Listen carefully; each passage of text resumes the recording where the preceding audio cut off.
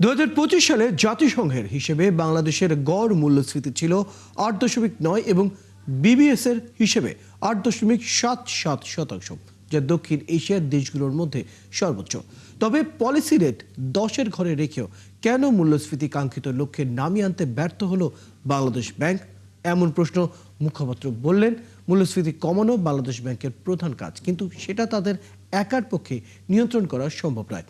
তবে বিশেষজ্ঞদের মত, সিন্ডিকেট না ভাঙতে পারলে কেন্দ্রীয় ব্যাংকের পক্ষে মুদ্রাস্ফীতি কমানো কোনোভাবেই সম্ভব নয়। অনুপ অধিকারী তরুণের প্রতিবেদনে বিস্তারিত।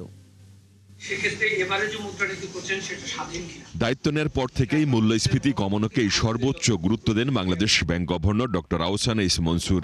আর এ কারণে ব্যবসায়ী মহলের অনুরোধ উপেক্ষা করেও পলিসি রেট 10-এর ঘরে অপরিবর্তিত রাখেন তিনি। আমরা প্রত্যাশা করছি যে বাই ডিসেম্বর সার্টেনলি ইন্টারেস্টের এই হাফেই কোনো এক সময় শেষের দিকে হয়তো কোনো এক সময় এটা আনওয়াইন্ডিং শুরু হবে, অর্থাৎ আমরা আস্তে কাজে 11 থেকে 10-এর থেকে কমিয়ে আনতে সক্ষম হব। কবে হবে সেটা জানি না। যখনই 7%-এর নিচে যাবে আমরা তখন এটার উপর কাজ করব। এটাই হচ্ছে আমাদের মানে পলিসি স্ট্যান্স। আমাদের ইনফ্লেশনটা যদি 3 থেকে 5-এ আনতে পারি, আমাদের পুরো ইন্টারেস্ট রেট স্ট্রাকচারটা সিঙ্গেল ডিজিটে চলে আসবে। শিয়া বাটার ও ভিটামিন সমৃদ্ধ লিলি বিউটি সোপ, তারুণ্যময় উজ্জ্বল ত্বকের জন্য। রিমার্ক।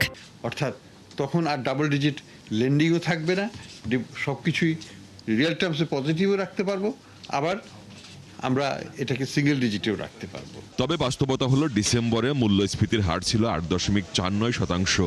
এর আগে নভেম্বরে এই হার ছিল 8.29%। সব মিলিয়ে 2025 সাল জুড়ে দেশে গড় মূল্যস্ফীতি ছিল 8.77%।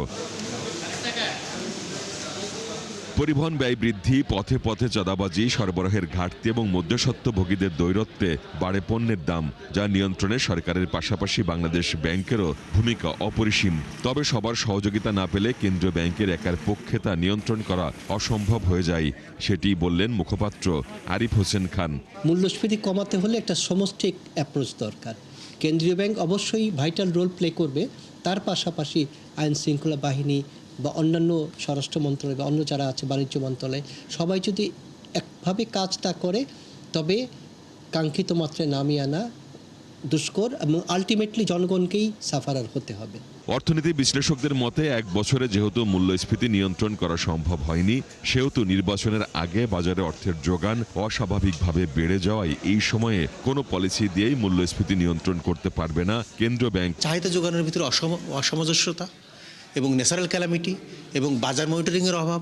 কিন্তু বাংলাদেশে মূল্যস্ফীতি বাড়ার অন্যতম কারণ হচ্ছে যে করাপশন, মার্কেট ডিস্টরশন, আপনার মনিটরিংয়ের অভাব। সিন্ডিকেট না ভাঙলে দেশে মূল্যস্ফীতি নিয়ন্ত্রণ কখনোই সম্ভব নয় বলেও জানান এই বিশ্লেষক।